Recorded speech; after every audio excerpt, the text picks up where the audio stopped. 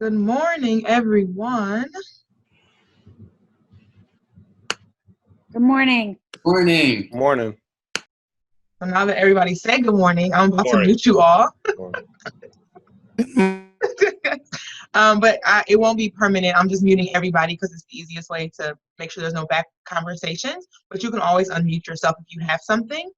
The other thing we're going to use is the chat box. So I'll ask you to put some things actually very shortly into the chat box. You're welcome at any point to put, in terms of the chat box, things that are just to me, so Nikotris Perkins, or to just put it to everybody. That's up to you, however you would like to share things. Really excited to be with you all this morning. We're going to talk about dignity in digital spaces. Ubuntu Research and Evaluation talks about dignity a lot. It's one of our main frameworks in terms of how we work within Milwaukee and across the country around what it looks like to create a society that thinks about people's liberation. The activity, as I start to talk about who Ubuntu is to get us going, is I would love for you to share as many identities as you are comfortable, again, in the chat box. And you can put it to Nikotris Perkins, or you can put it to everyone. When we do this live, we have people do it on Post-its. And so you see all of the identities because we do a gallery walk, but you don't know whose identity is which is why I'm giving you space to do it either way. So you can put as many identities as possible. So whether there's options here to get you thinking about it, a sister, believer, Black, survivor, college graduate, coder, maybe software developer, whatever identities that are important to you in terms of how you would describe yourself. There really aren't necessarily rules about that. So thank you for sharing those. And I will continue to talk about who Ubuntu is and just kind of do my intro as those come in. So Ubuntu Research and Evaluation is a professional learning community. We're run by Black women who use liberation and beloved community frameworks to evaluate, facilitate, and strategize with individuals, organizations, and communities. Over the last 3 weeks, and probably the many more weeks after that, a lot of our facilitation has moved into the virtual spaces. So it's going to be really interesting to see how some of those things translate. So I'm excited about doing that with you all this morning. There's a number of ways that Ubuntu shows up in spaces. We understand that oftentimes there'll be harm, and we just tell people that, we handle that on our own. We deconstruct that, we heal around it because of how we show up in the world as Black women. We know that oftentimes people are going to say and do things that create harm. We know that it's going to be messy. We know that people sometimes struggle with words to say, so we ask them to say all of those words, Black, white, I don't know, because it is messy work. 3 things I want to highlight in terms of how we show up is one, for us, by us, don't erase us. So in doing things virtually, it's really exciting to share work and then record work and then share the recording of the work. And so anything that we share, we just ask that you attach our name to it. Our ideas, thoughts, and materials are ours. And so it's really helpful as we work towards a collective space. We do want to be able to share, but you do not have the liberty to use our work and materials, process, and ideas and activities as your own. We also want to recognize that our work is conscious of capitalist exploitation and how it undermines our communities. We're even more conscious of that in the last couple of weeks. And so as Black women, we are aware that our independent business efforts do take capitalism in what we get paid for what we do to help our own safety. And so we do not see our current work with organizations as the final solution in creating change, but a part of the process or journey in hopes that we'll get there. And then the last thing I want to highlight about how we show up is that this takes work, and this work is yours. So we facilitate a lot of spaces and moderate a lot of conversations.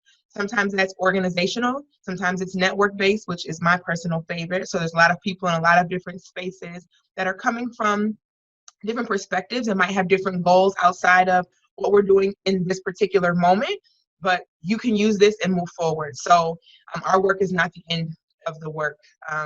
That's your work. So as individuals and as a collective, our responsibility is to provide insight, tools, and resources, and we hope that it helps you increase capacity and helps you reflect and think. So that's what we hope to do today. The questions we hope to answer today is what is intersectionality? What is dignity? What does it have to do with you? And how can we offer dignity through your digital interactions? I know that if you signed up, you saw some objectives. These kind of cover those objectives. So just really specifically wanted to talk about intersectionality and dignity, what that means in a digital space. As we get started, I will ask that people listen effectively and reflectively and participate fully. So one thing in transferring some of our things into virtual spaces is that participation gets really tricky. Like everybody's on mute right now, but we want people to be able to talk. And usually we're the group that's like, interrupt, just say something, let us know, which is a lot harder in a virtual space. So if you send me a message, I can unmute you, you can unmute yourself and interrupt me, except when 5 people do that, it makes it really hard. So I will be watching the chat box, and if there's ever like, I really have something to say or want to share something or have a question, I do want to be able to answer them or unmute you so that you can talk in real time instead of it being something that has to wait until breaks. Participating fully will also look like when I ask you to put things in the chat box, which you all are all over participation because there are so many identities in this chat box. So you could do that, that would be great. Listening effectively and reflectively. Listening effectively is just listening in terms of not needing a response or not listening to respond, but instead listening to understand. And listening reflectively, listening in terms of how you think about questions, how you can deepen your understanding of the world or others' perspectives, and then how you can use this information in a later space and time. So basically, 2 listening ideas around what it looks like to connect with people and then connect the information that we're using to things that will happen outside of this space. Before we move forward, though, I do want to ask anyone if there's other community agreements you think would be helpful or necessary for our time together today.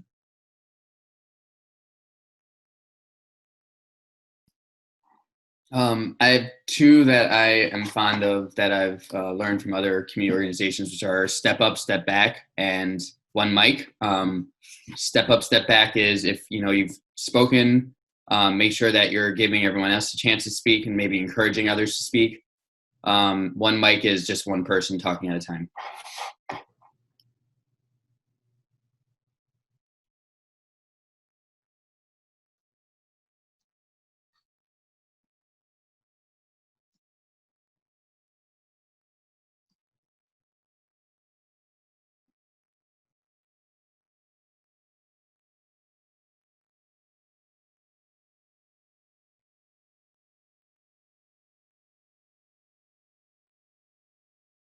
Any others? Yeah, those are all good. Awesome. So I just made one change, Andrew, to make space and take space. And the reason we use make space and take space is to think about how oftentimes our language, our being everyone's language, can be ableist. And some people literally do not have the ability to step back or step forward. And so we want to use language that feels inclusive for more people. So I just changed that one right there. All right, so these are things that we will use as we go forward. I'm going to take your I don't have any more, and there's no absolutely not, I'm not doing any of these as yes, you are. So I'm gonna give you a second to say I'm absolutely not doing these. You can tell me that in the chat box. I can make that a thing, or at least take one of them off, or we can push back against one of them. But if not, we will move forward with these. So I want to start with just talking about identity, right? So I'm going to read some of the identities that have come across the chat box. Also reading, so I know most of you can see them, but also reading them because we are recording. So people that see this later will not be able to see the chat box. So some of the identities that are on here are friend, daughter, sister, dad, mother, wife, educator, partner, designer, problem solver, brother, dynamic thinker, innovator, collaborator, supporter, believer, leader, critical analyst, public servant, Jewish-ish, critical thinker, transgender woman, an atheist, field in computers and technology, pronouns she and her, Black woman data scientist, technologist, data scientist-ish, amateur musician, hip hop head, tech nerd, husband, college graduate, father, business owner, software engineer, volunteer, maker, friend, dude, mentor, photographer, nerd, human, career coach, business owner, man of God, husband, father, business owner, entrepreneur, facilitator. I'm Chad Johnson, so names. Father, technologist, entrepreneur, designer, marketer, cook, painter, dancer, musician, human, Black women project manager, entrepreneur, Latino, Asian, gamer, business owner, Asian American, leader, graphic designer, thoughtful, STEM educator, father, Milky Way storyteller, IST student, entrepreneur, Black Latinx, humanist, hip hop head, Sean Wanzo. So again, names. We do this. Oh, see, they're coming now. When people see them, like, oh, I want to ask mom, grandma, entrepreneur, friend, partner. So we do this in terms of identity because we all show up with identities, very specific to us and oftentimes unspoken.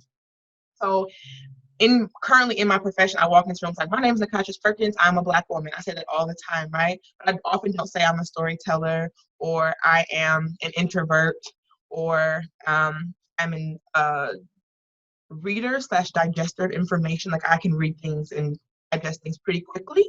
I'm in multiple things at the same time. And I think that's a really big part of who I am and how I show up in the world. And also oftentimes we don't spend time talking about whose identities are whose and their experiences in those identities.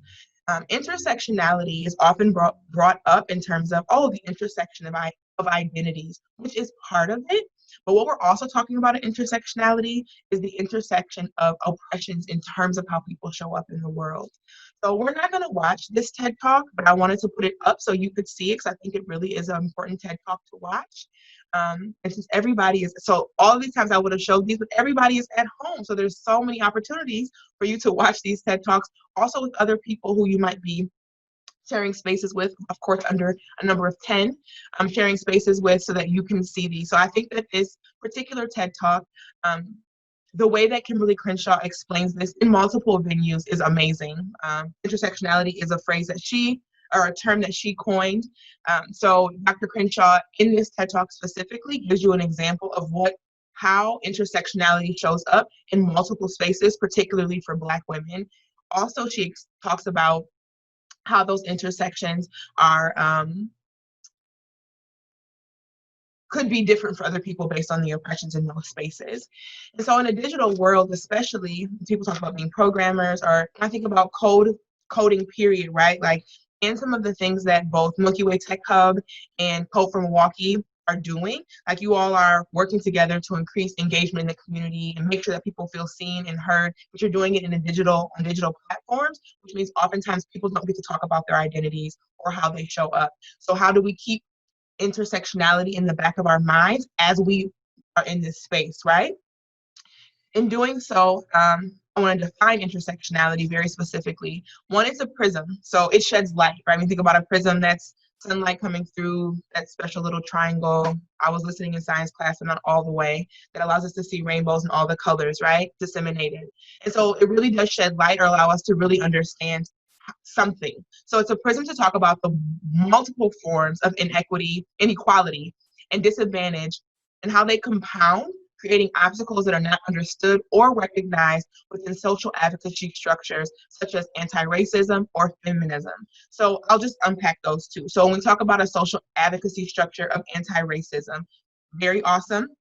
Talking about literally what it looks like for people to deconstruct their ideas, some of the things that we've learned and been socialized around in terms of race, right? We have been put into races, and it was very clear why. Even though it's a social construct, it was for economics, it was for social delineation in terms of class and access, and it was a system put in place long ago, and we live in it.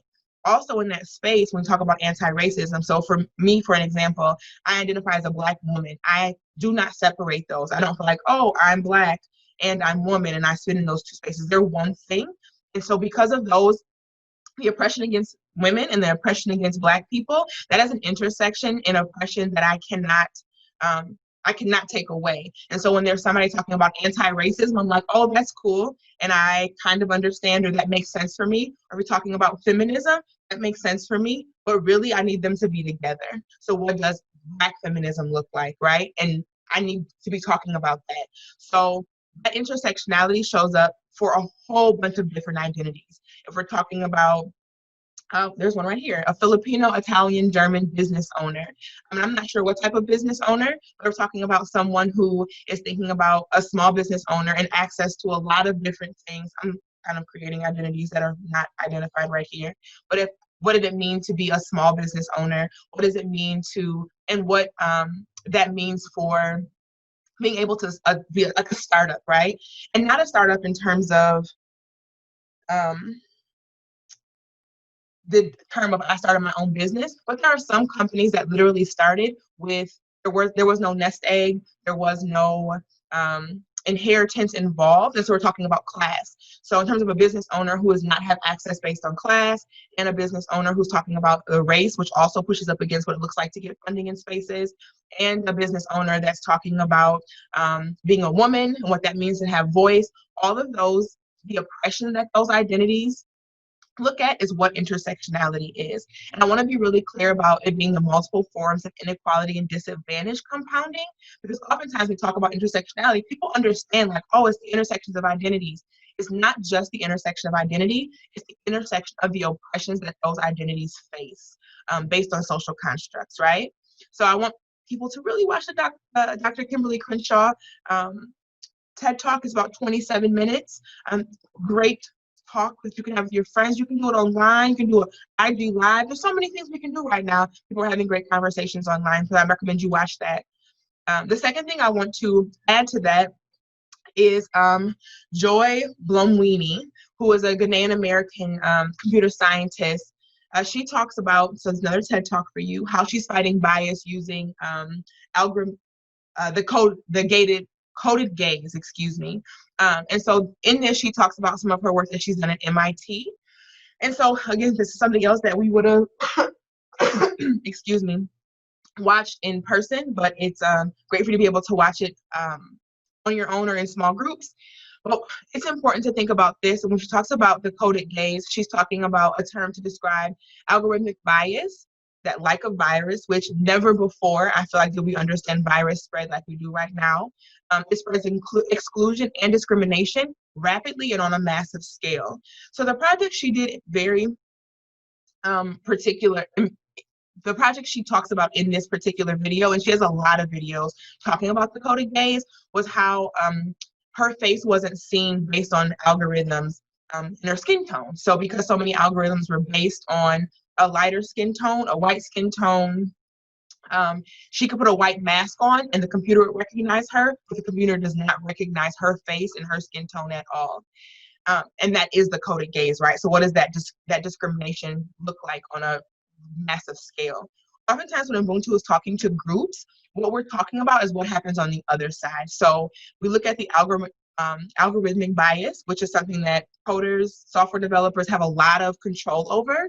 And in a lot of spaces, we haven't talked about what that looks like. We only talk about the other end. So now that, let's say there's no algorithmic bias and everything is recognized by everybody, we're talking to other people who maybe not are doing things on a computer screen, but are using the data created in that space for other things, right? So now, does that mean if it's not seeing my face or it is seeing my face as if I have more melanin in my skin, is it not seeing my face or seeing my face? And how are people using that in terms of justice bias, right? So now you can, I'm invisible in some spaces, or we fixed it, I can see you, and I'm gonna use this to police bodies. I'm gonna use this to jail bodies, or use this just in a justice system that allows people to be incarcerated. And so there is conversation about that. I don't want to ignore that space about how this data can be used.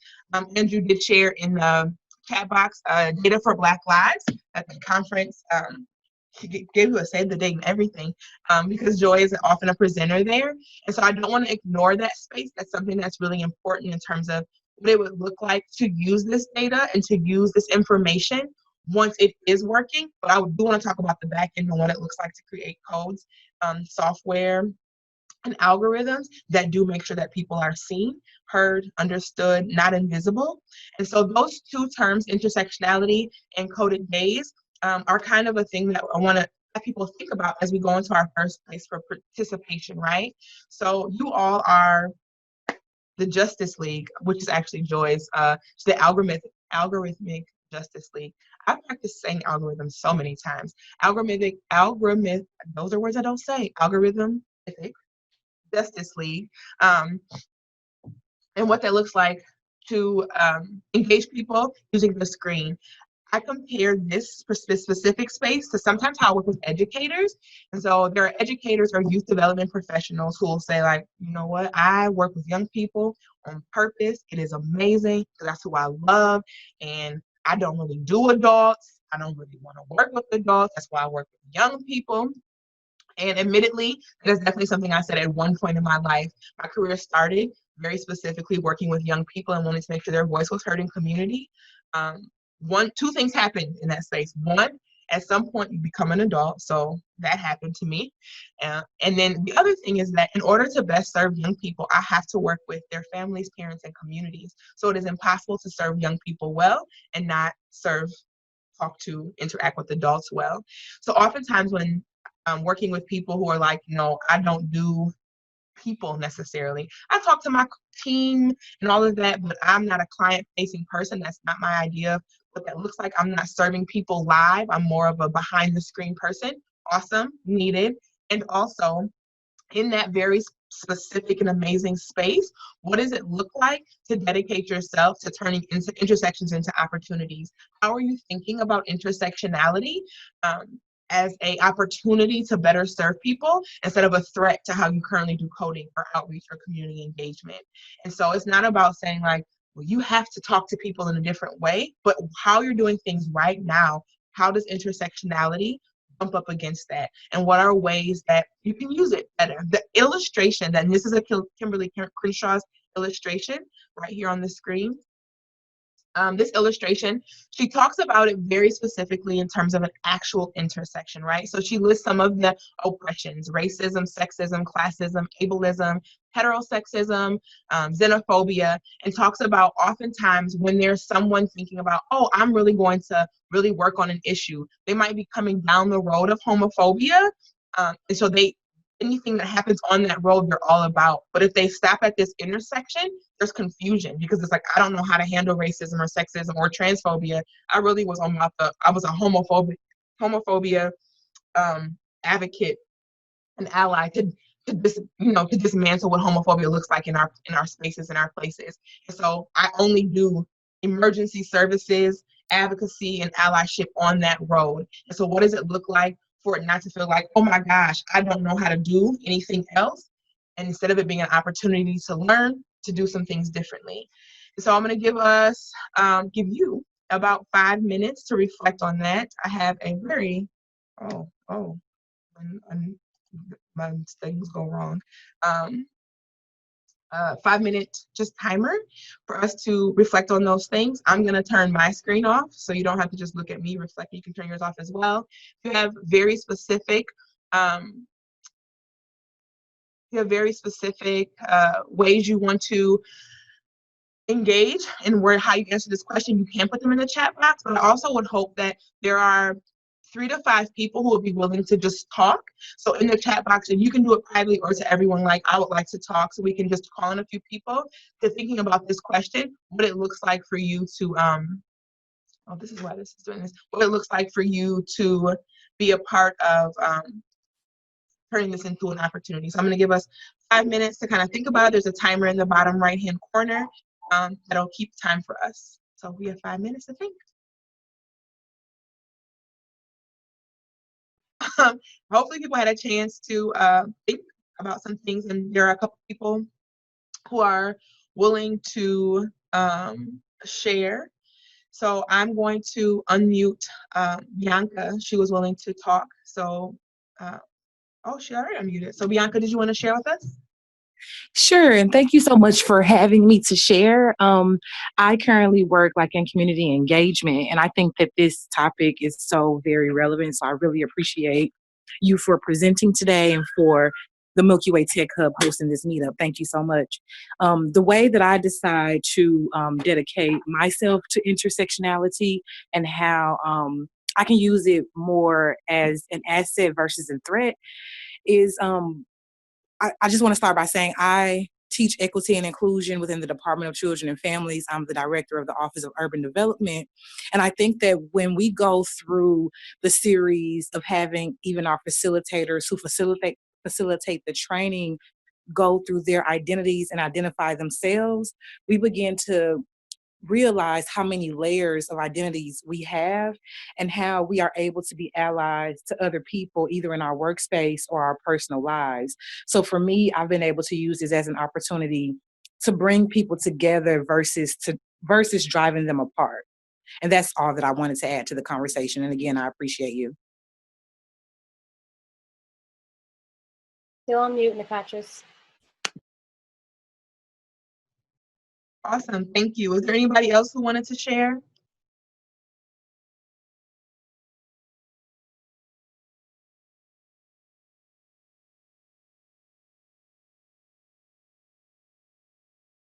I'll go ahead and add to the conversation. Just from my experience in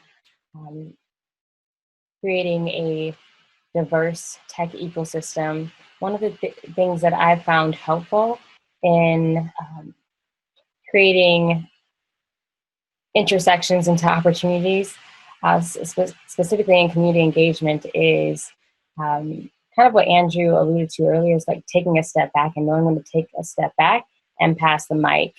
I've learned that within like even Milwaukee's tech ecosystem, there are people who subscribe to the belief that they know everything about everything, and that is the only truth. And if you could sort of unlearn that sort of perspective, take a step back and understand that there are things that you don't know, take kind of a humble approach and pass the mic to someone who can educate you. I think that that's when we can start to allow for more opportunities to surface where we can begin to bridge some gaps. Awesome, thank you. Heather, I'm going to read some of the things you're saying. I'm not gonna lie, some of it is a little, for me, confusing, but maybe there's somebody else who wants to help chime in too. I do feel like earlier today when you were introducing yourself, you were saying that your voice didn't feel well today. And so I can think of how being in a minority group can sometimes discover issues in existing systems or software. The example of face recognition failing on non-white people is one example. There's other things like people who are not willing to use what's technically their legal name, or perhaps Sarah O'Connor wants to register an account. I could also mention the whole issue of accessibility to people with various types of disabilities. So I'm sure this is a tech situation, but I got lost in all that makes sense. People not wanting to use their legal name, or perhaps Sarah O'Connor wants to register an account. I don't know what that means personally, but that could just be me. So if there's anyone who could speak to that, or if Heather, if you're able to, that would be awesome.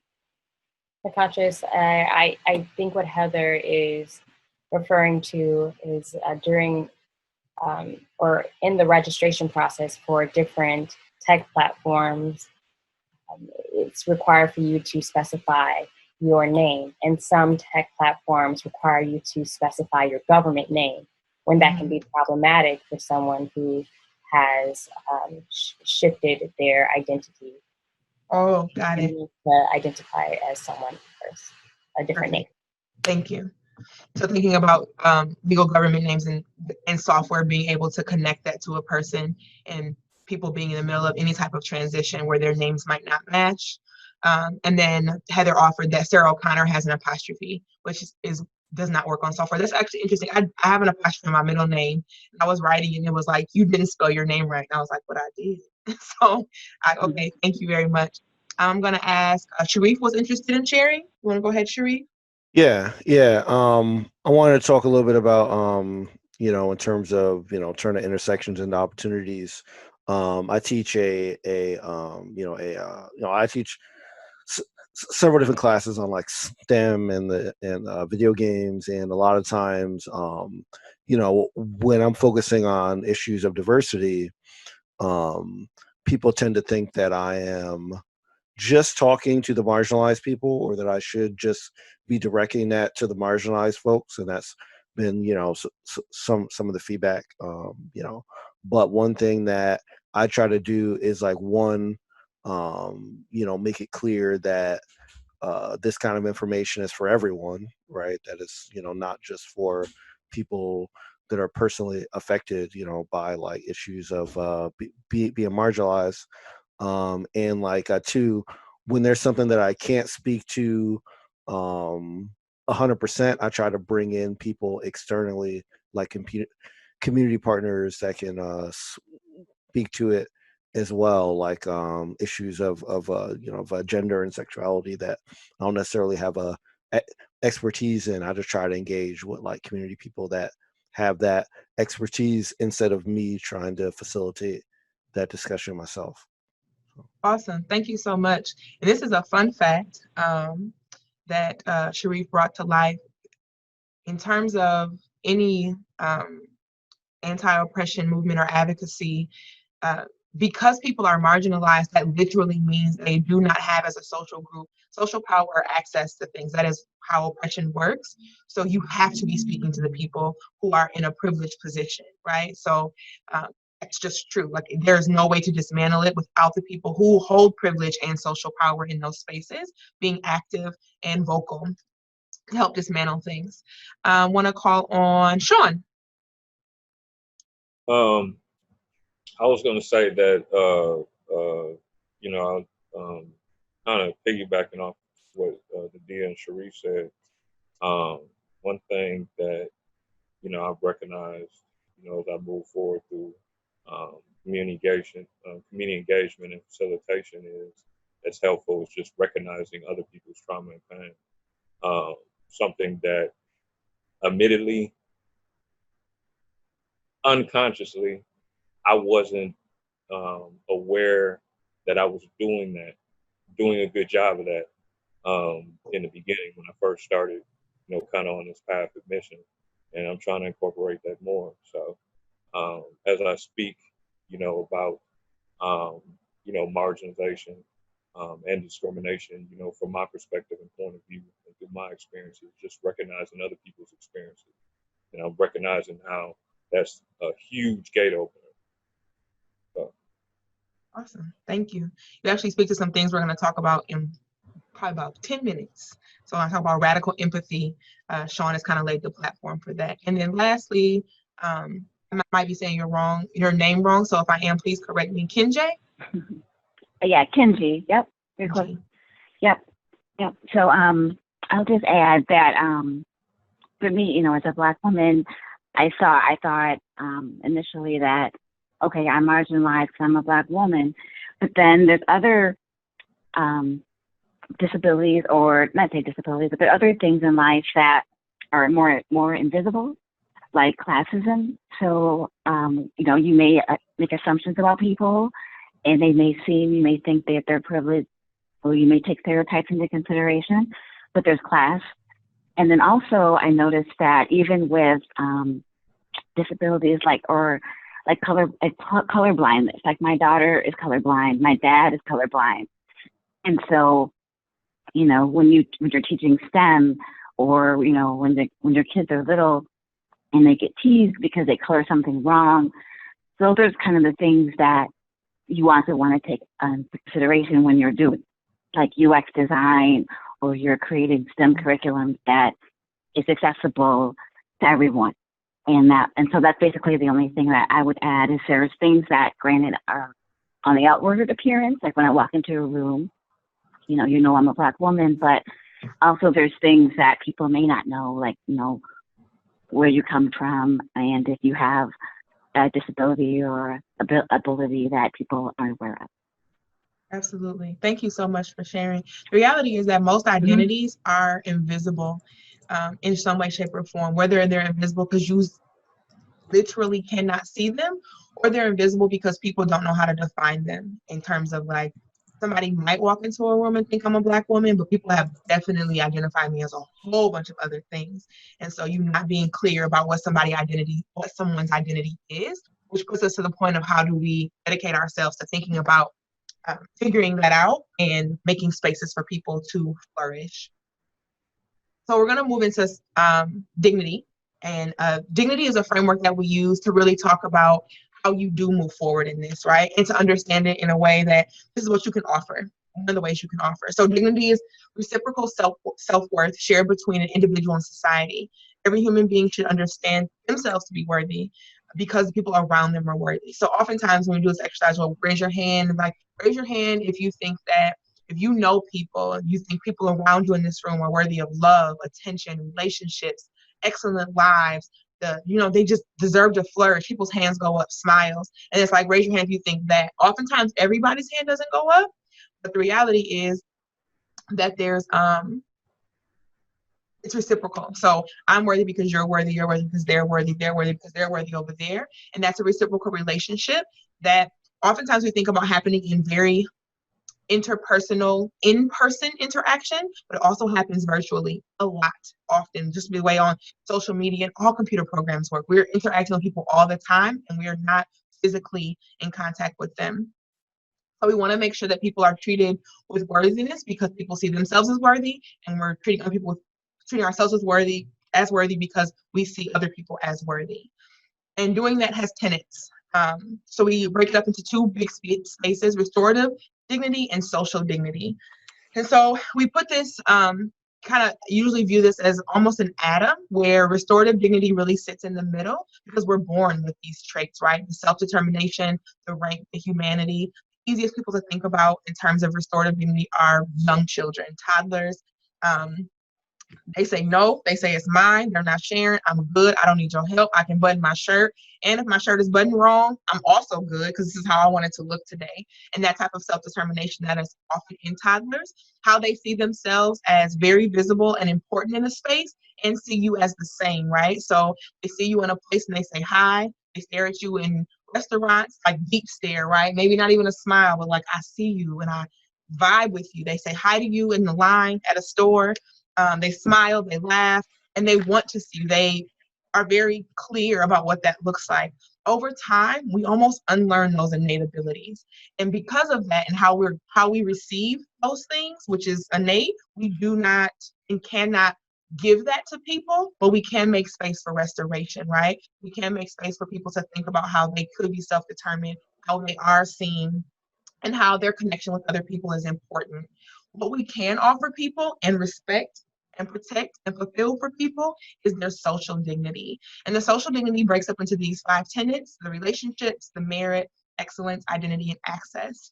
And so the dignity of relationships is really looking at, do people have the relationships to flourish?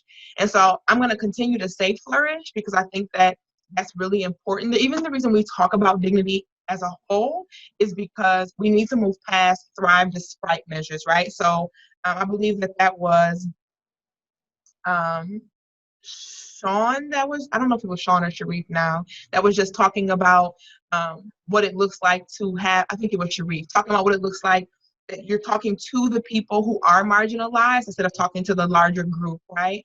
So the thrive despite measure means that oftentimes the responsibility for change is placed on the people who are most challenged. It's like the bootstrap thought, or we know that you're oppressed, but you can do it, where resilience is really put on people. Like, this group of people is so resilient. You should watch them fight through it. So amazing. They're thriving despite all these things happening. Why don't we just remove all the things happening? And who has the power and access to do that is people with privilege in those specific spaces, right? So the other thing that happens in talking about dignity as a whole is that humiliation is frequent. We look at humiliation as almost the opposite of dignity. Like, I can talk to you with dignity. On the very opposite end, I'm putting you in a space where our relationship is based on humiliation.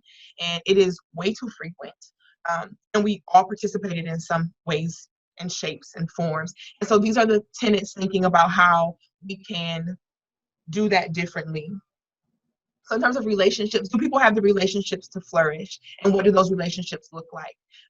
Oftentimes when we're thinking about people being in spaces where we want them to do better, change their behavior, be more mindful. We isolate them from timeouts to middle school when you separate people on the bus to adulthood where you're like, well, we'll put you in, they couldn't concentrate, so we put them way in the corner, or everybody works from home in some places, to incarceration, and to how elders are put into spaces, right? Do people have the relationships to flourish? Relationships are important, and how are we making a space for those?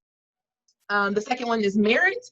And that's the thing about people being recognized for the work they're doing. There are some people who are, I could talk to you about maybe what it took for me to get in front of a screen at all in any of this time this morning. But some people had to do a lot to get on screens, not just today, but period. People are being asked to teach virtually from home. People are being asked to make sure that their young people can see things and do things and stay engaged. And the work that is taking for me to do that, I already had internet. I have so many devices that me getting online, even if I didn't want to or don't want to, is really not that hard at all. But there are some people who, as simple as this looks like, I'm just gonna get online real quick today. It really wasn't that much. The amount of work it took for them to do that is gargantuan. And so are they being recognized for that work? Literally for showing up, the amount of work it took me to do that. And also in spaces, there are people who are doing amazing work that they just never get recognized for. I think about times where, like, you think about banquets or people getting recognized for doing amazing work in communities. It's because they've really done major shifts in some way, shape, or form. But for some people, their major shifts are, I organized 16 offices and everybody's moving in a good, amazing way. People aren't recognized for that type of work. And so what does it look like to recognize people for the work that they're doing? Excellence.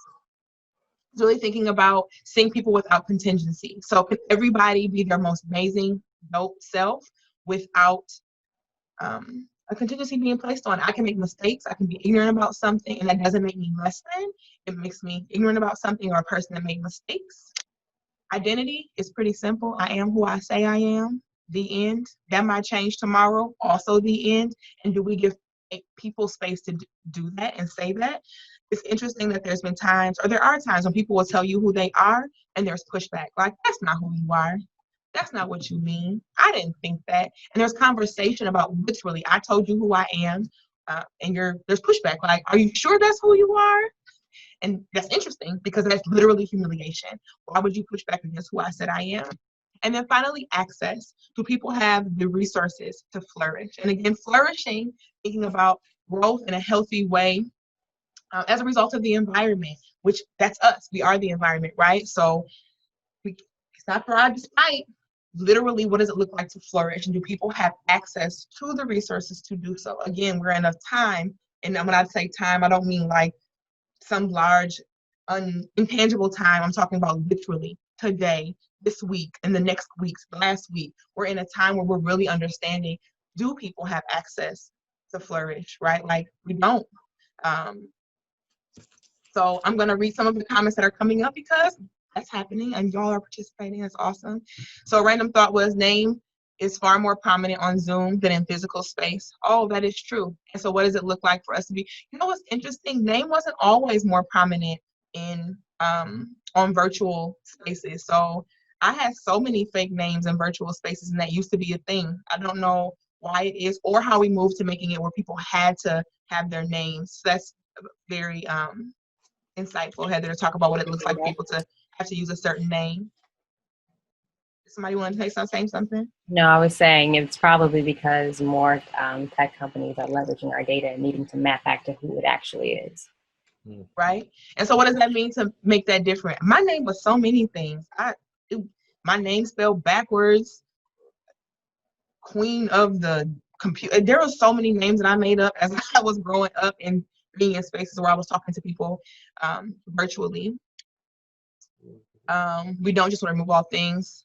Why don't we just remove all things that are happening in spaces? Yeah. For some people, showing up in person is much more difficult than showing up online. And that is true. I don't know if you mean showing up physically or if you mean showing up in terms of who they are and identity. Both could be truth, right? And so what does it look like to create spaces where we are offering dignity? So either one of those is real. Because if you're talking about showing up physically, like, do you have access to a building that is a resource to flourish? Do you have the ability to get there? Do you have, thinking about your merit, what it took for you to show up at work one day? So the person who started Ubuntu and who did this research around dignity, courageous frameworks, Dr. Monique Liston, talks about merit in terms of what it looks like to get to a place in the morning. So she talks about, for her, like, she has a cat, no dogs, so nobody has to be walked, just my children. And she literally gets up in the morning, kind of thinks about stuff, dilly-dallies, and gets to where she needs to be. And for some people, they need to get, they might need to take care of an animal. They might need to get a child somewhere. They might need to share one car with multiple family members. They might be getting an elder or dropping food off, or all the things that might be happening in someone's same amount of time. So if we all wake up at 6 a.m. because we need to be at work either online or we need to be at work physically, what people had to do in those 2 hours, right? And being recognized for what that looks like, that's merit. And understanding that people are doing that differently.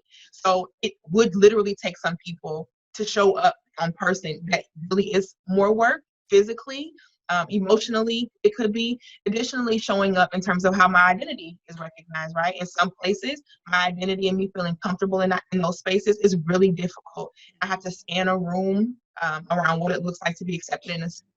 And so that's real, Heather. When they found out they could, give money on the names. Names happen. No, yeah, see, name. Didn't know people's names for real. Even sometimes right now, there are people who I see like, oh, your 414 is amazing on Instagram. But there's people who, right, very concerned about access during this pandemic. I think SES gaps are only going to widen. Students without access to internet devices will miss out on education. People without PTO are currently without many options. What is SEO? So Forrest, you kind of been called out. These, can you talk more? Do you mind talking more about what you're saying? SES is social economic status. Really appreciate that. Huge for sharing that. Is there anything else, or Forrest, are you interested in speaking out loud to the group around what you think this is and what are some things that could happen in terms of dignity? Yeah, sure, that's fine. I'm happy to talk about it.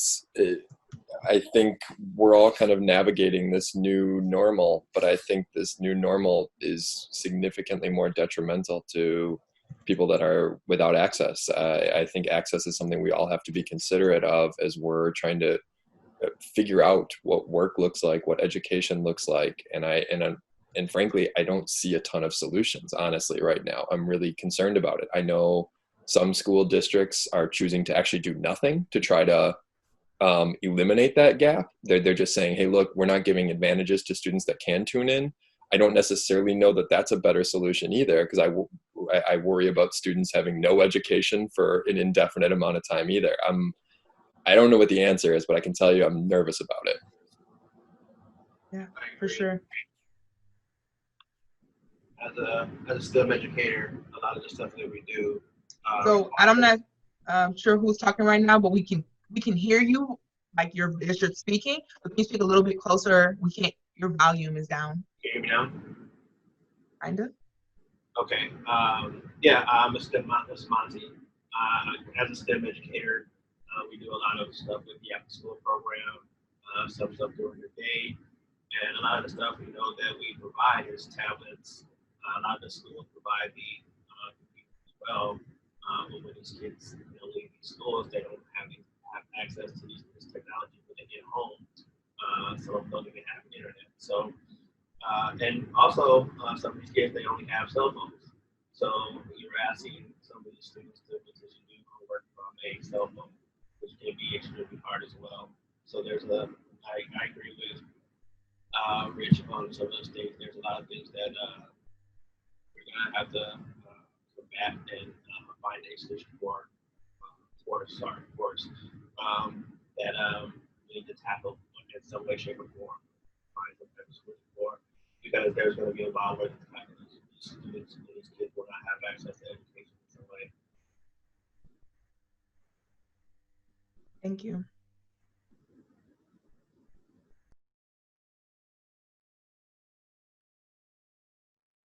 Yeah, so there's a lot of comments just about what it means in terms of the gap around internet services for young people. And those internet services, in all honesty, are very true for just people, period, right? Like there's some people who, even when having a phone, they don't have a smartphone.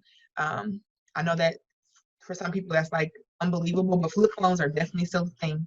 And so if I don't have a smartphone that can't download the app or can't upload whatever you're talking about, in the places that I was accessing are now closed, right? So some of the places that have been very accessible for people, which, believe it or not, from my experience, are McDonald's and the public library, which have internet all the time in all the locations, and other places that people don't have access to right now. So what does that mean for all the ways, whether that's the news of what you're supposed to be doing or not supposed to be doing, or if it is the just access to school or work, or just access to information, period.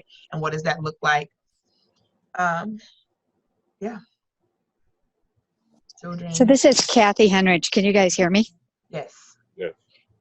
So couple of things. So are you aware that Spectrum is offering free internet to students right now? Mm-hmm. Okay. And the other thing is the Tech Hub, based on this need, is trying right now to work with MPS to try to get devices in the hands of middle schoolers. We specifically focused on middle school because of the criticality of that point in education. And so we actually are working with recycled device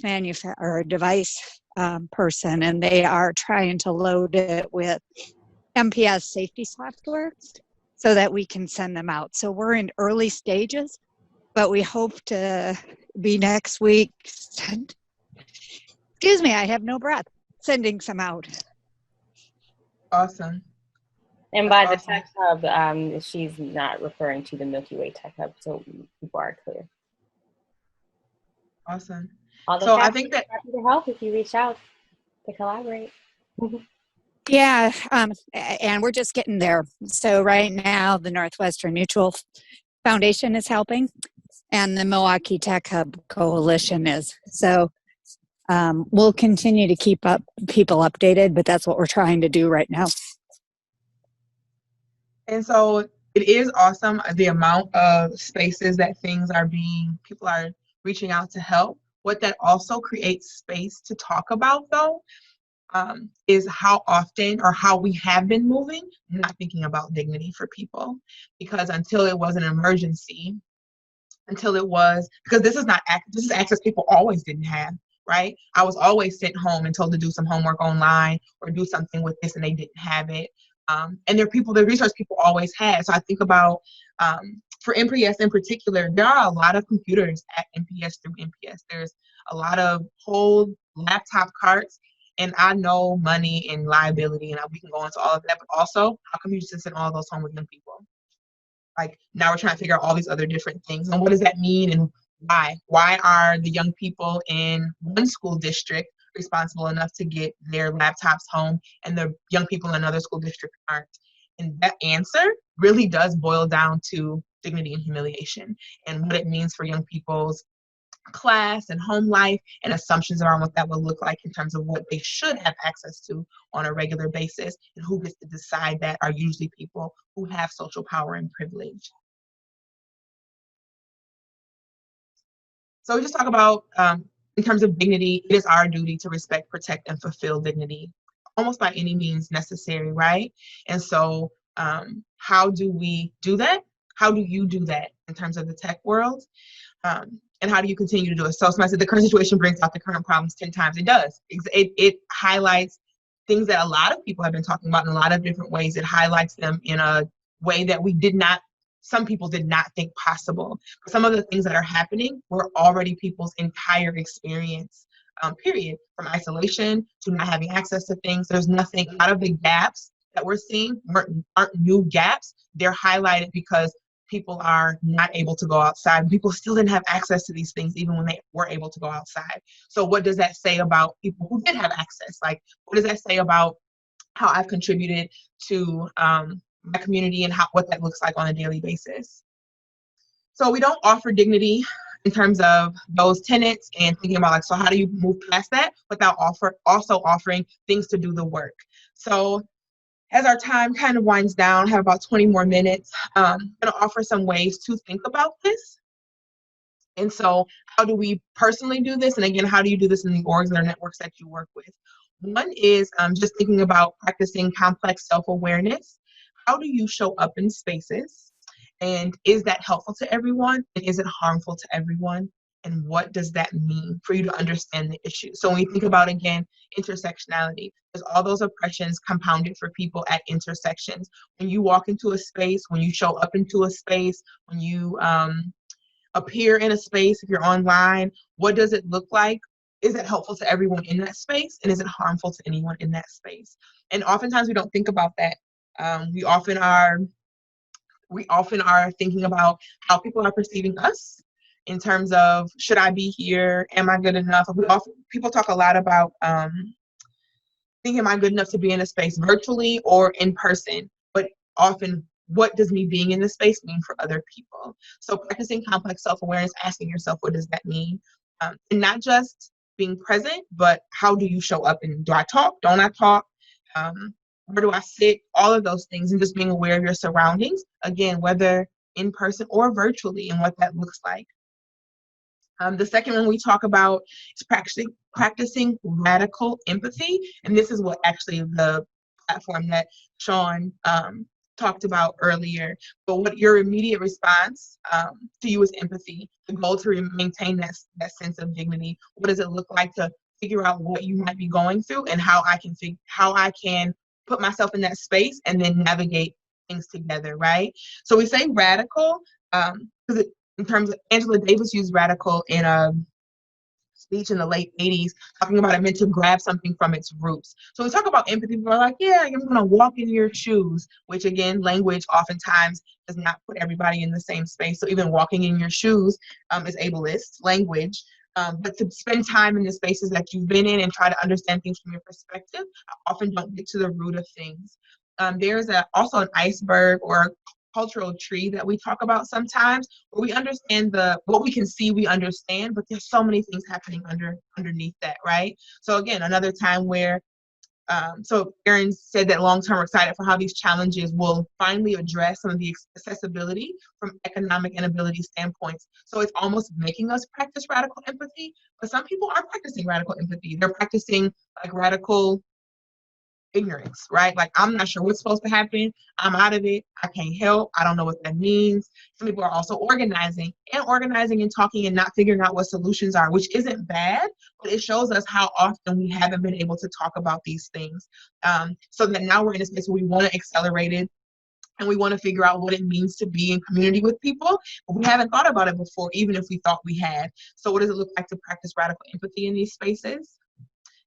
Redistributing power. So redistributing power for a lot of people often means that you're going to allow somebody to pull up a seat to the table, or you're going to make a seat at the table for things. The reality is there is no equity work, there is no dignity work, there is no any type of work that really puts people in a space where you're going to see them as worthy, where you want them to flourish, where power isn't redistributed. It can be decision making, it could be accountability, it could be changes in position of resources, but it really means that people who have power are like, here, you can take some of my power, you take some of my power. If I have a whole orange of power, peeled my orange and gave people pieces instead of saying, I'm using my power to bring you in, have you sit around with me and let's do this together. It's literally putting power in people's hands, which also is something that, again, is heightened in this moment. What does it look like to give people the resources necessary for them to make decisions for what it looks like for them to flourish in an environment? Challenging one's own beliefs despite good intentions. So oftentimes when we're in spaces talking about equity, I'm gonna use all the buzzwords, equity, diversity, inclusion, race relations, anti-Blackness, revolutionary, joyful militancy. We use all those words, and there's a presentation about it, and we're like, so we're gonna assume good intentions as we go in. That's a thing that could be helpful, but also what should be happening is that I'm challenging my beliefs despite my good intentions, and I have to do that, right? And so what does it look like? Because my core belief could cause harm. In many cases, there's a core belief that many of us hold that does cause harm. So from a let's talk about getting people a seat at the table, right? So it makes sense to pull a chair up to the table and it's like, I really want more Black women to sit with me to be able to talk to whatever. I'm going to make sure there's as many Black women here as possible. I'm going to get them on a panel and we're going to talk. Also, if we're getting on the panel and we're going to talk and we're talking to a group of people who do not see Black women as worthy, who do not think that Black women know what they're talking about, who take the information that Black women put together and use it for their own power, prosperity, and other things, I'm really putting Black women in harm's way. And so even though my good intentions are to put their voice in a space, if I'm not making sure that the space that they're being put in is going to honor them, then I'm putting them in harm's way, which is challenging my own belief, right, despite my good intention. And that's for any population, any group of marginalized people, any person that I'm saying, I'm going to put them in a space that's really going to put their voice out there. But did I change the space? Did I interrupt the space? Did I arm the people in the space to go, this is what's important and why? Or am I putting them in space that will create more harm? And so I need to be aware of that. I think about sometimes when people, a really basic one too, I think about is money. So people are like, you just throw more money at a situation or you give people raises, it'll always help. The reality is the way that our system works, tax brackets can help people and hurt people. There are people who might get a raise that feels that it's $1,000 more that literally will make them make less money than they made last week. And that's not something we think about all the time. That could really change somebody's whole family access and presentation. So what does it look like to challenge our own beliefs despite good intentions? Was asking women to be on a panel, how do we navigate that more thoughtfully? I think it's about preparing people. And what's really interesting is I think that Andrew has a good thought about this that he's going to share at the end too. So Erica, something that Andrew says later might be helpful to this. Towards the end, he had a comment he's going to share at the very end. But also I think that it's preparing spaces to say why I'm putting somebody in front of you, what I want you to do with this information and why it's important. So in talking about a panel of women, right? But the reality is if I have the social power or privilege to create something and bring somebody in a space, it's not only about who I bring in, it's also about the people who I invite to listen and what I want them to do with the information. In very particular, I think oftentimes in presentations, we don't give people a charge. Like, so what are you going to do with this information? How are you going to use it? When are you going to use it? Who else are you going to tell? Why are you going to tell them? Who else needs to hear? Here's some other resources that you should use. And so challenging the belief that everybody's on your side, that everybody's there. Everybody who is there because they want to learn and they want to make change. Some people are there because they want to be able to push back against what you said in another room. Some people are there because they want to be able to understand what you're saying so they can come up with a better counter argument. So you have to think about that as well. And so to challenge yourself and what that means to be in the room and not make assumptions about why people are present in that very particular example. Other thing is to place considerable value on relationships. Recognizing the power of relationships and what it means to hold, support, mend, and rid myself of relationships. So a lot of the research I've done is around beloved community, and beloved community it hinges on intentional relationships, right? And I'm a person who's like, you can't cancel people, you can't throw people away. What you can do is be very clear about how you interact with people and what your relationship is, which takes communication, but also there's value in that space. I might not be able to interact with you in a way that I interact with other people. Maybe you are somebody who I'm not. Certain people say preach to the choir. You're not the choir, right? I don't know what it means for you to be in this space. That doesn't mean this relationship is not valuable. It means it's a different valuable than the value over here. But placing considerable value on all relationships. What does it mean? What lessons are held there? How do I mend it? Do I need to mend it? And how do I hold you in spaces that might be nearer or closer to me in terms of emotional and mental proximity? Oh, that's what's fast. Okay, so what I want us to do for a moment, and I actually should have gone back on this. I want us to spend some time talking about these. And so that's all of them in terms of what we're thinking about. I thought about time, and usually we spend some time in small groups, but I think it would be helpful just to go through them. So we'll spend about 5 minutes on each of them. There's no timer or anything, but people kind of thinking about how you can use these. So you think about tech environment. What does it look like to practice complex self-awareness? Virtually makes a lot of sense because I think that that's a space that we haven't unpacked some of these things. So I'm going to go through each of them. I'm going to go through each of them and kind of just move us through. So if you could unmute yourself and start talking, that would be awesome. We're just going to go through the same ones that I just went through. So practicing, and there is a whole bunch of things that Andrew is putting in the chat. So because once this closes, all of these things will go away. So I want to make sure that you see some of them because there's more things for you to watch.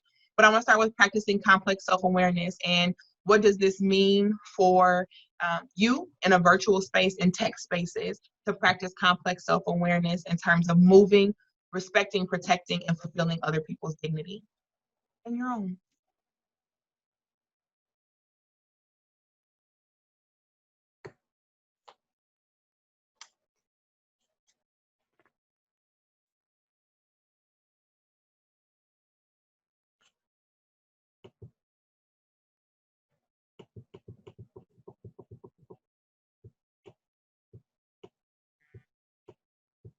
I'm going to Hello. yes. Hi. So I guess hi, I'm Talika. So one of the things I was thinking as far as the whole self-awareness is a lot of times I think we as people, when we like respond to things or just say things, it's like it's usually coming from a genuine place, but you're not always paying attention to how what you are saying and what you are doing will affect the folks that you are dealing with. So I think the main one for me is really being sure to pay closer attention to, I guess, the underlying stuff. You know what I mean? I think a lot of times it's like it's not that big a deal. It's nothing that you'll think of as being hurtful or as being something that sounds crazy to somebody else until you are confronted with them being offended. And then you have to, try to fix it or whatever. But I think a lot of times if we as as humans just pay closer attention to like what we're saying and how and that not even so much the audience we're in, but just do a better job of like checking ourselves and being sure that, whatever beliefs or things that we're dealing with are acceptable. You know what I mean? Not even just socially acceptable, just acceptable as a human being. Like that we'll do a better job. And so for me personally, just making sure when I say things like certain jokes that I might say around other folks of color that I wouldn't say in a different environment. Mm-hmm. So just being sure that I'm paying closer attention to what I've got going on, like in my mind, you know what I mean? And so that my normal responses can be something that are genuine, but also acceptable, like in all situations. Does that make sense, y'all? It does. Thank you. Yep. That's Kenji. Hi. Yep. Hi. Sense. Hi. I'll just add anything too. I was thinking about as far as self-awareness. I was just thinking just because now we're in this unique situation and we're all working from home or working remotely, a lot more emails, a lot more text. So I would just say for me, I just try to make sure like the tone of my email comes across because you can't see the person. People can't tell like, your verbal cues or whatever. So I would just say, just be careful. Maybe reread it, a couple times before you send it. Just kind of make sure that the tone is there. And if people have questions, make sure, you're accessible where they can call you or do a video chat or something like that, just so people can know where you're coming from so it doesn't seem offensive, even if you're not trying to be. It just could be the nature of the email. So, okay. Absolutely. Practicing radical empathy. Thoughts? Yeah, this is Sharif. Yeah, I think a big thing for me with that is recognizing that if you're in a discussion, like you don't try to like focus on winning the arguments or winning the discussion. Like sometimes you just gotta sit back and just listen to what somebody has to say, and even if you don't agree with it 100%, as long as obviously there's some extreme circumstances where they're violate a moral line, but I think oftentimes instead of listening, we're like planning our response in our heads while they're talking. So we're not really listening and like empathizing with somebody that might come from a different perspective. So I think just like actually listening and then responding as opposed to planning out a response is sort of that kind of empathy that could like help a lot of conversations. And it's something I struggle with, and I'm sure a lot of other people do. So that's my contribution. Absolutely. There was a comment in the group chat as well about leveraging privilege. And something to think about in that is in terms of moving toward liberation for everybody, right? A collective liberation, it's important that we become uncomfortable both in our privilege and in our oppression. So, I don't want to enter a space and feel like, of course, people are going to treat me a certain way, whether it's because of my privilege or because of my oppression. So how do I become uncomfortable in that space? Uncomfortable with things that I've always been comfortable with. Uncomfortable with being invisible, and uncomfortable with being the person who they're going to call on to come to the front because I know the answer. And so what does it look like to think about that in the forefront in terms of leveraging your privilege? And what does it mean when somebody gives me that opportunity? How do I redistribute that power? Because I have privilege in a space, how do I immediately redistribute the power? And not do preambles around it, but if somebody's like, oh, the conscious knows the answer, can you come up? There are also times where I know 4 other people know the answer too. So I'm like, yes, I'm so excited. And when I come up, I call 2 other people up to give the answer. I'm like, that's exactly what I would have said. And thank you all, right? Because that redistributes the power that I had. I don't have anything except for to be able to use the privilege I have to help someone else in their journey or their space to understand that they also have answers, as an example. But being uncomfortable in both of them is a way. One thing I was thinking about for the radical empathy is, remember earlier when you were talking about how you'll be talking to people and you'll tell them, this is who I am or this is what I am. And their response is, you aren't like that. You know what I mean? And just how even like we as people overall, it's like our perspective is like, what's the natural perspective, rather than really just purposely respecting what people are giving you. When people are telling you, look, this is what I am, this is how I feel, this is what this is coming for, don't downplay it because that's not your experience. Really just kind of taking a breath and accepting the fact that, okay, whether I understand it or not, this is her reality or this is his reality, and really like doing a good job of acting based on that. You know what I mean? Not always necessarily based on what your understanding or your experience is, because we're not here alone. You know what I mean? We are here like trying to do this whole existing on earth together. You know what I mean? Right. So your experiences, they won't be the same. They won't look the same. So I think that's an important piece for that. Purposely respecting what people are giving you. That's good. Someone else was about to talk? No, go ahead, Ms. Perkins. I'm sorry, please. No, that was all I was going to say. I was just repeating that part. I wrote it down. Now it's a quote by Talithia Thompson that's going to be on something that I write somewhere. So I was just going to say, I appreciate what both you and Talithia has said. It reminded me of a few things. I think that for me, one of my skills is facilitation, and kind of what we're talking about now is being able to receive what a person is saying, regardless of how you feel. Because everyone's truth is their own. And so we have to just be able to receive what people say and process it, whether it's information that we want to keep or throw away. And so I think that sometimes we do get into the habit of having to respond when a response is not always needed. And so the other thing that I think about is me just growing in my journey of being able to be my most authentic self every day that I wake up. And that's the challenge, being an African American, being a woman, and, just some of my other identifiers that, I won't go into today, but just the levels of the pressure of sometimes carrying the burden of how other people feel about you and sometimes how you feel about yourself.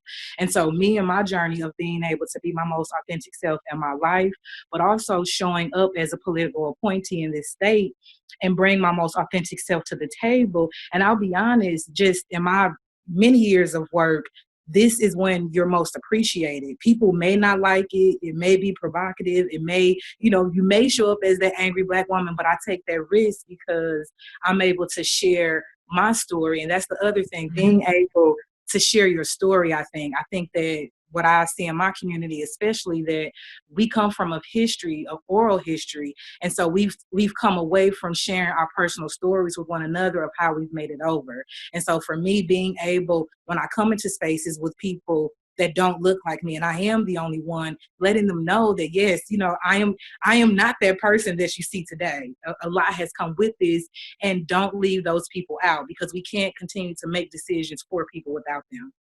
Right. I got a question about that. So you said something about when someone says something, you know, whatever they say is their truth and not responding with judgment.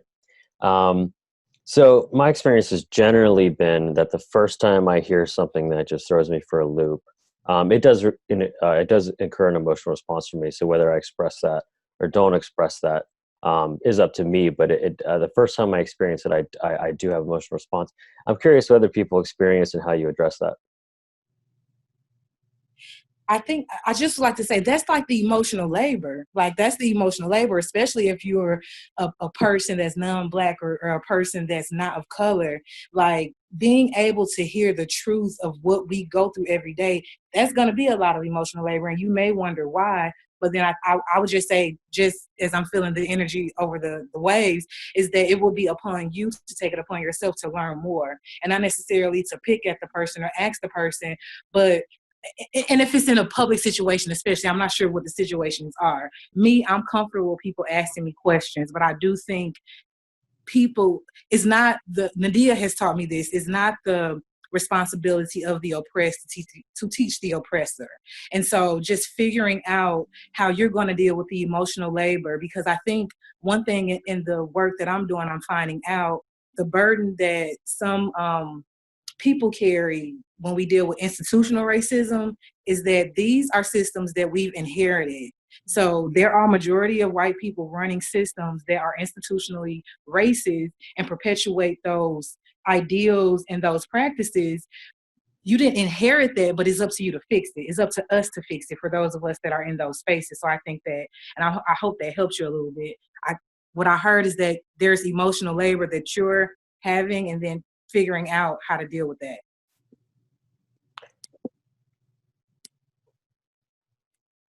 It wasn't quite my question, but I appreciate the perspective anyway. Nikotris, I am trying to document the learnings. Could you go back 2 slides? I missed the first of the recap.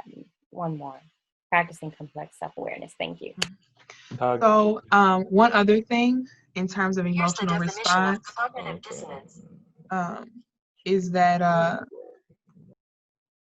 I would think about how we are. So emotional responses happen every single day. And I know you said that you don't always have an emotional response. It's not the first time you hear it. And I'm also thinking about it regardless of what is being said. So I have personally had an emotional response when someone has said something that is offensive to me because it is targeted at me.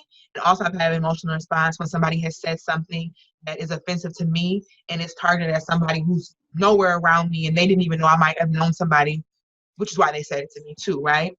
Mm-hmm. In both of those cases, I think about how my emotional response doesn't lend itself to my overall goal. And so I process that emotional response, try to do as quickly as possible. And I have like back pocket responses to, I don't want to say mask, but to have a response that doesn't put my emotions in that way. Like, I don't agree, or that is something that I have never heard about, and I would like to hear more about that in a moment. I would love to dig deeper into that, because one of the things you can do, which this is another workshop we do around active equity, in terms of mirroring what people say. So like somebody will say something to me and I just kind of repeat what they said in different words. Like, is this what you just said? Because I also could have heard them in a way that I could have heard something, that's not what you meant to say. That's not what you planned on saying. Or my response in general, the fact that I asked you, now you're like, oh, maybe I shouldn't be saying that. So I try my best to temper my emotions in that way. I think that also has come with a lot of practice, because there's been times where, in all times, my emotional response for me does not lend itself to my overall. So, Nick, is it Nikotris? Am I saying that right? Nikotris. Mm-hmm. Nikotris. So I'm very curious about that. That's kind of what I'm looking at. So you're saying that your emotional response in the moment doesn't lend yourself to your overall goal. So in the moment, you try to just, is that a situation you walk away from and try to approach differently at a future time, or is it a situation that you try to deal with in the moment? That's kind of what I'm going for. Yeah, so kind of both, right? I do my best to put a bookmark. That's probably the best way I could describe it, because I don't want to walk away in a way that you feel like, I don't want somebody to think whatever just happened is okay, or not something I want to know more about. So I have never, I shouldn't say never, in the recent years, I have not been like, that's the most ridiculous thing I've ever heard, and walked away, or gone off about why that's oppressive for the following 12 reasons and walked away. Instead, offering, I have never either heard it that way, or every time I've heard it that way, I don't know if that's what you meant. I would like to talk more about that, but really knowing that sometimes I can't talk more about that right now because my entire body is on fire. Like my blood is literally boiling. So I can't continue this conversation. But I know, because I am interested in us being able to live in community, and I know that you're out here and I'm out here and we're going to talk to other people, it's imperative for my personal goals that I do have this conversation with you. So I need to bookmark this in a way that you're willing to have a conversation with me at a later point in time. And so I'm going to say something that opens the door for that to happen, even if it can't happen right now, which usually it can't, because again, my blood's boiling.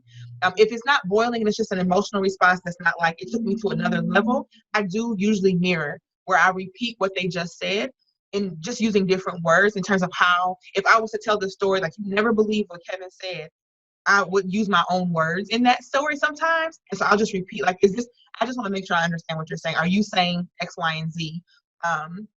And that might be why we bookmark, because they might say, that's exactly what I meant. And I'm like, okay, let's talk about that more in about 20 minutes or tomorrow. Let's get coffee, because I want to dig into that.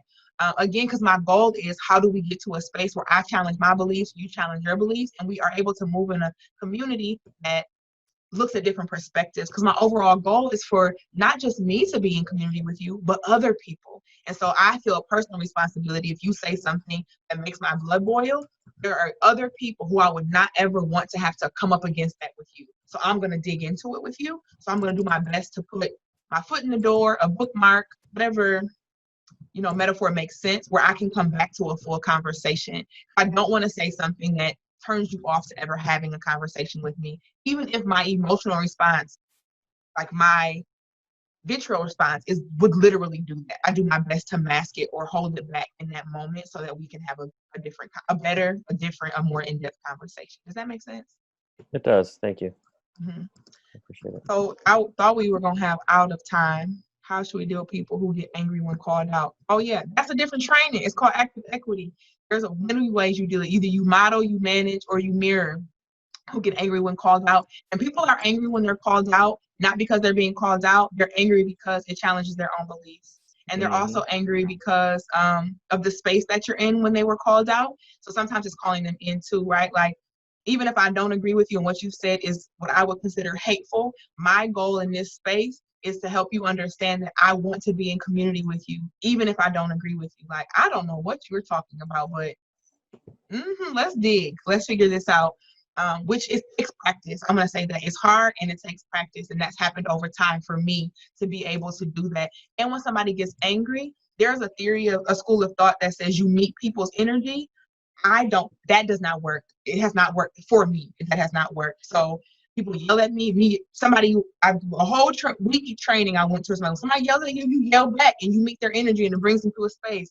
I have never seen that work for me. So if somebody's yelling, I usually do blank stares. Like, you're yelling right now and this is over, but I want to still talk to you. So let's everybody calm down and come back to it. And then I take the responsibility to start that conversation, because there is some degree of humiliation that they've humiliated me, and there's some feeling in that because they're human somewhere in there, even if what they just said didn't feel human to me. So dang, that's a different training, but that's kind of the synopsis. And I have to stop talking because there's 10 minutes of announcements. So what I would love for you to do is in the box, so these are tweets. The checkout is literally a tweet. If you have Twitter, that would be awesome. You can tweet it and say that with Ubuntu Research and Evaluation today, this is something that you learned, process, thought.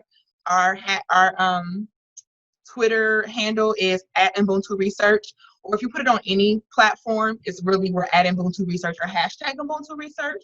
Anything that was helpful from today. You also could just put it in the chat box, and would love to know how you will use or share this workshop material in the next 24 hours.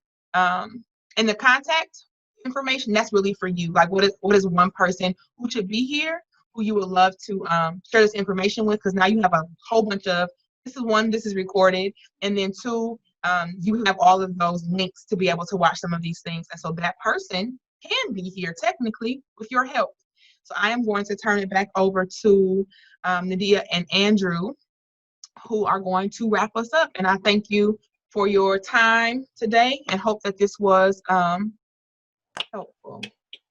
It is a challenge to deal with radical people. Thank you. This was really great. Thank you.